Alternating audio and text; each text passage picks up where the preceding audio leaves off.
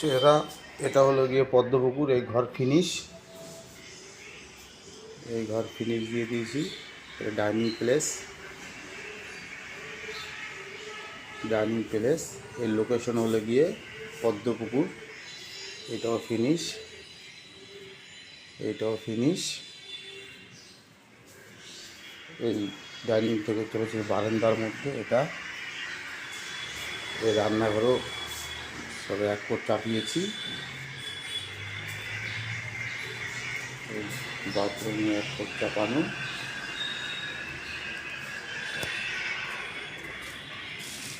এই ঘরটাও এক কোট চাপিয়েছি,